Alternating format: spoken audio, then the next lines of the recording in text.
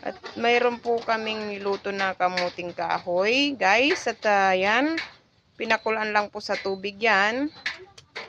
As usual, tubig lang po ang pinangluto.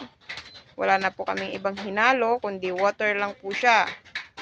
Tapos ngayon, tinanggal po yung tubig niya.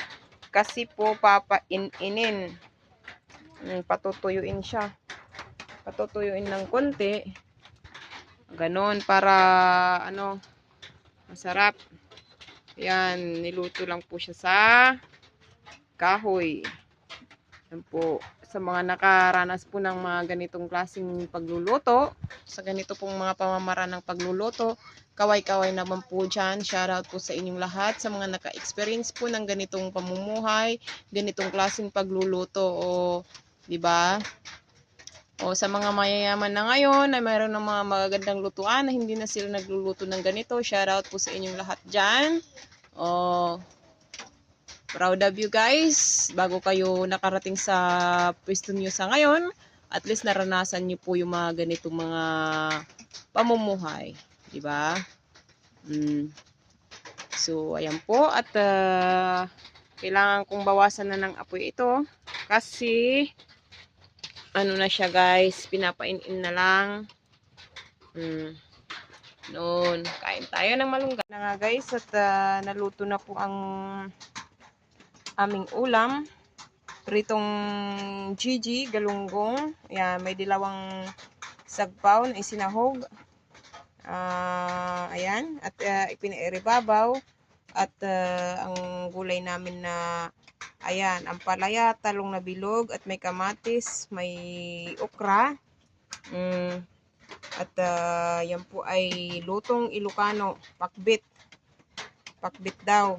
Luto po ni Kuya Rick. Masarap po yan guys.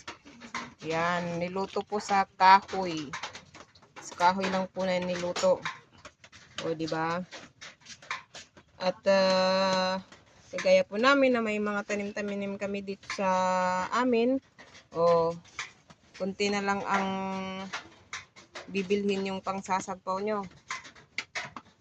Kasi ayan, hindi na masyadong maraming gastusin kapag masipag lang po kayong magtanim-tanim sa inyong bakuran, kung meron po kayong mga espasyo dyan. Diba? Sa mga wala pang mga maluluwang po na pagtamnan ng mga gulay-gulay is pwede naman pong dumiskarte, gumamit po kayo ng mga recycle pong mga bottle. Ayan, gawing mga pasok na lang, pwede na. Ayan po, at niluto ni Tatay Rick, ni Papa Rick, na malunggay. Ayan, ay magkukuting-ting siya. Ayan, kayang kukuting-tingin niya. Anong gagawin mo dyan? Magluluto ka ng, ito naman yan. Magluluto ng kanin. Siya na po ang magluluto. At dahil maaga po siyang umuwi sa bahay, ganyan po ang ginagawa niya kapag naisipan niya.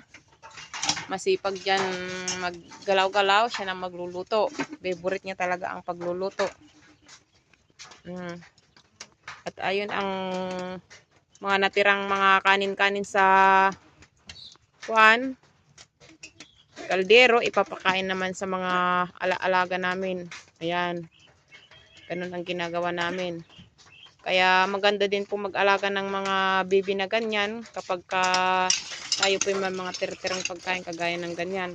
Basta sa tamang pag-aalaga. Ayan, at ililinisan niya muna ng kaldero at para magluto, isusunod na ang pagluluto ng bigas. Dahil maulan po ngayon at kaya po pinasok namin yung aming lutuan na kahoy. Yan po magluluto.